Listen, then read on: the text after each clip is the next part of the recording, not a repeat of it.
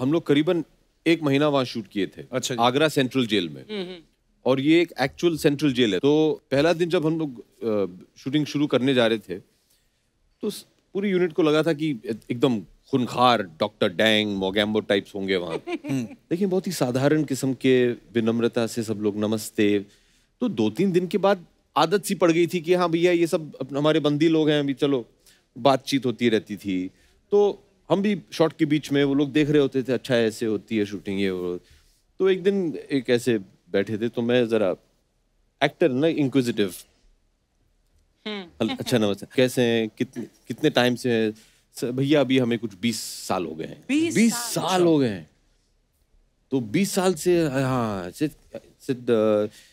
निर्दोष तो होंगे आप? हाँ भैया हम तो निर्दोष। हर कोई वहाँ निर्दोष है। हर कोई।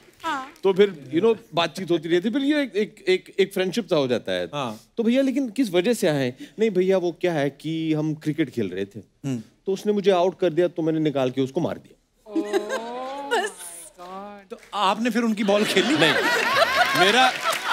मेरा ये था। हाँ क्या रेडी? हाँ। एक और थे। अच्छा। वो आके हमेशा वो उनको बड़ी दिलचस्पी थी शूटिंग देखने की। तो एक दिन वो आए, हमारे असिस्टेंट हैं विनोद। तो विनोद को आके बोले कि भैया जी को बोलो कि हमें भी काम पे रख ले। अच्छा। हम घर पे काम कर लेंगे। तो विनोद ने उनसे पूछा कि भैया आप किस वजह से हैं? चोरी की वजह से।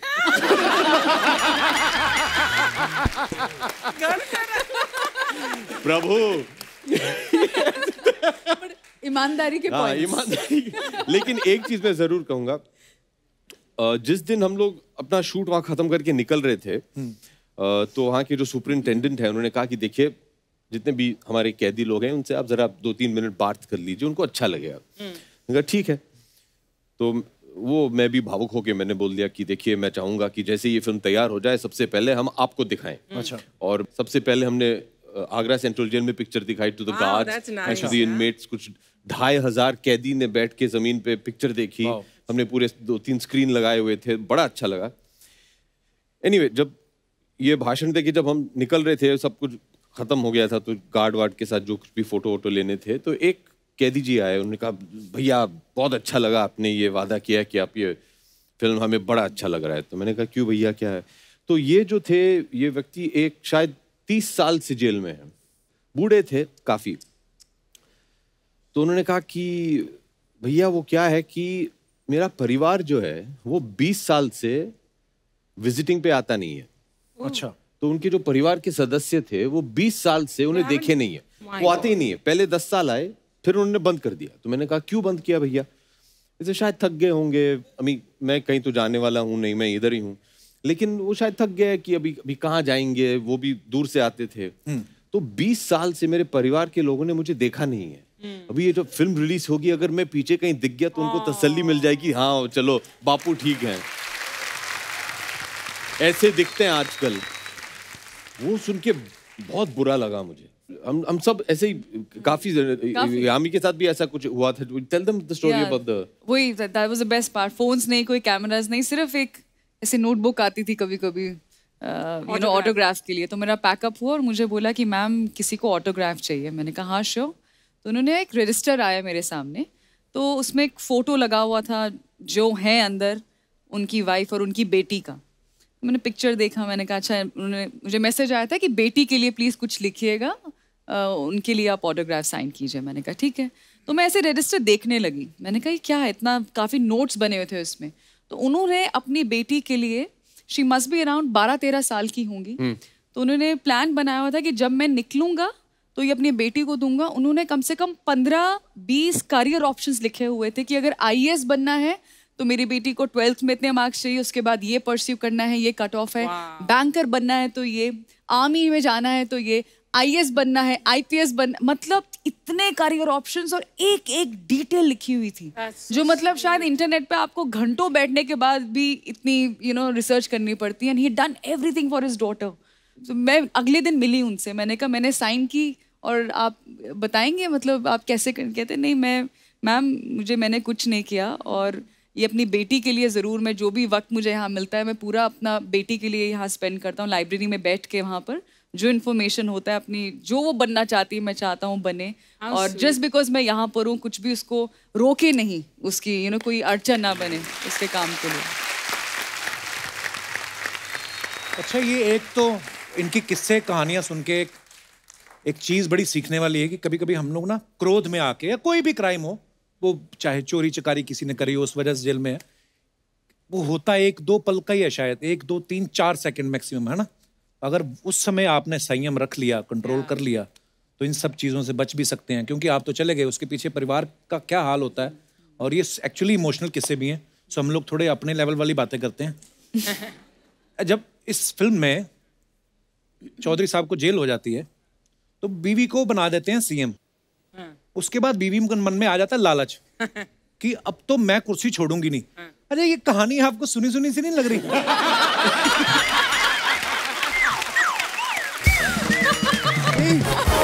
मतलब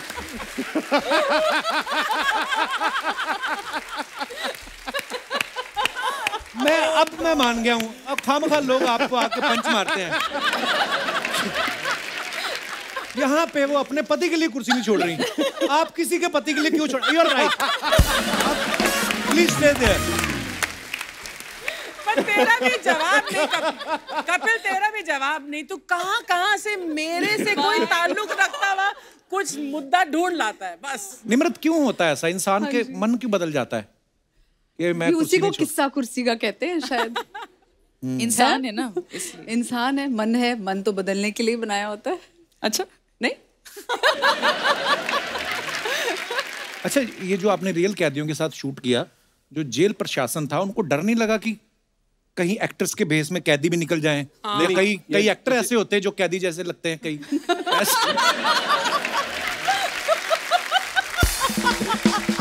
नहीं, मतलब होता ना कि लुक में। अब आपके साथ जो एक्टर एक्टिंग कर रहे होंगे, एक्टर ही है ना, पर जेल वाले कपड़े पहने तो कैदी तो लगेंगे। किसी की याद आ गई। नहीं, होता क्या था कि अगर सुबह 7 बजे शूटिंग शुरू होनी थी तो हम लोग को 5 बजे बुलाया जाता था। अच्छा। और वो पूरा बायोमेट्रिक सिग्नेचर वो सब लेते थे, फिर एक स्टैंप देते थे। ओके। हर एक क्रू मेंबर को एक स्टैंप लगता था, और जब बाहर निकलते हैं शाम को, बीच में निकल नहीं सकते हैं। अच्छा। तो शाम को जब पैकअप के बाद निकलें तो वो स्टैंप दिखाएं, फिर उन्हें बाहर जाने को अलाउ करें। ऑलमोस्ट आप भी अंदर ही थे फिर जेल में? हाँ, होल डे। लेकिन कई बार अक्सर ऐसे हुआ कि सब पूरी यूनिट निकल रही है, कोई क्रेन वाला, कोई ये वाला, suddenly you hear some commotion. क्या हुआ? ऐसे 2-3 कह दिए ऐसे ही। हाँ चलो भाई, चलो। हमारे साथ होटल आ रहे थे। रोज कोशिश करते थे, सबके सब पकड़े जाते थे। लेकिन ये जरूर कहना चाहिए कि वहाँ की जो अथॉरिटीज हैं, दे वर फैंटास्टिक कपिल पाजी। ऑब्वियसली, मतलब माने उन्हें डर नहीं लग रहा था, लेकिन हम लोग थोड़े बहुत डरे हुए थे कि अभी जो कुछ भी है, I don't think many of us, मैं तो कभी, इन दोनों भी शायद कभी जेल के अंदर तो गए नहीं है। नहीं, और हम नहीं गए। मुझे क्या पता है, हम भी नहीं गए भाई। क्या पता। तो सब लोग थोड़े बहुत डरे हुए थे कि क्या होगा, कैसे होगा। 1-2 दिन के बाद सब लोग एकदम रिलैक्स हो गए थे, क्योंकि they were very disciplined। अच्छा लग रहा था। पर ये एक और हमने बात सुनी है सर, कहते हैं कि जब आप आगरा की जेल में शूट कर रहे थे तो बहुत सारे लोगों ने ये फिल्म की कहानी से प्रेरित होकर ये फैसला लिया कि हम भी 10वीं का एग्जाम देंगे, ऐसा हमने सुना है। Is it true? जी, इट्स ट्रू। करीबन 20 कैदी जो है, उन्होंने ये तय कर लिया था कि क्योंकि कहानी तो उनको पता चल गया था, लग जाती है। तो उन्होंने हमारे निकलने के बाद ये तय कर दिया कि हम लोग भी 10वीं देंगे, पढ़ाई किया। इस बार जब हम वापस गए, उन 20 में से 10 या 12 पास भी हो गए। क्या बात है, बड़ी अच्छी बात है। एक सवाल मेरा आप तीनों से है, ये 10वीं फिल्म करने में ज्यादा मेहनत लगी कि रियल लाइफ में जो 10वीं करी थी उसमें ज्यादा मेहनत लगी थी? मजा तो 10वीं फिल्म करने में ज्यादा आया। अच्छा। मेहनत तो दोनों तरफ लगी। क्योंकि जब 10वीं क्लास के एग्जाम आते हैं ना, सडनली घर वालों का, पड़ोसियों का, रिश्तेदारों का, बोर्ड के एग्जाम है, बोर्ड के एग्जाम है, बात ही नहीं करना चाहते, डराते बड़ा है। टाइम मत वेस्ट करो, जाओ अंदर घर में पढ़ो। हाँ, पढ़ते जाओ 10वीं पढ़ लो। मुझे लगता है ऐसा फील होता है स्कूल में कि आपका जन्म ही 10वीं के लिए हुआ है। मतलब राइट फ्रॉम 6th स्टैंडर्ड 3 साल, 3 years to go, 7 2 साल, 1 and there 10th। तो मुझे लगता है बहुत घबराहट होती है, बट फॉर सम रीजन मेरी 10वीं बहुत अच्छी गई। 9th बड़ी मुश्किल थी। क्यों? मुझे लगता है पूरा भार उन्होंने 10वीं का 9th पे डाल दिया था। आई थिंक 9th में जान निकल गई थी, तो 10th बहुत अच्छी लगी। आपको भाई? नहीं, मुझे पिक्चर करने में ज्यादा मेहनत करनी पड़ी।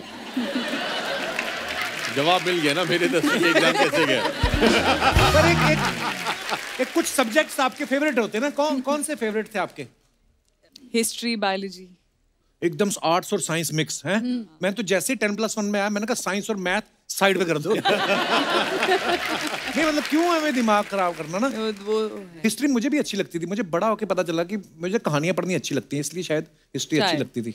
भाई आपका क्या फेवरेट था? ड्रामा। 10वीं में ड्रामा होता था? जी, मेरे स्कूल में। अच्छा, महंगे स्कूल में। ये याद ही इनके ड्रामा होता, हमारे तो टीचर नहीं होता था कभी कभी। हमारे स्कूल में ड्रामा और स्पोर्ट्स के लिए भी मार्क्स मिलते थे। वाह।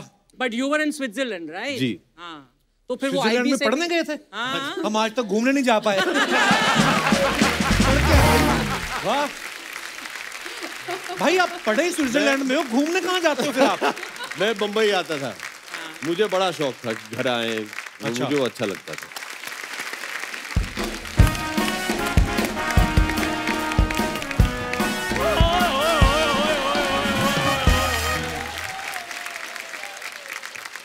हटो यार, मुझे मिलने दो। Hello Abhishek sir, hello Jami ma'am, hello Nimrit ma'am. Hello. I am so sorry, मुझे आने में थोड़ी देर हो गई। एक्चुअली ट्रैफिक बहुत थी। ट्रैफिक था तो तेरे तो फूल और पेन बड़े बिके होंगे आज।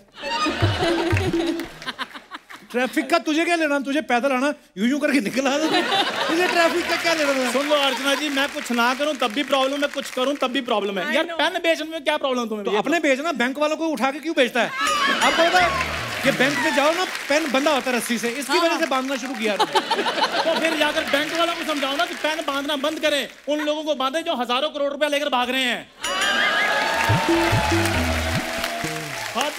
क्या बात है स्टार।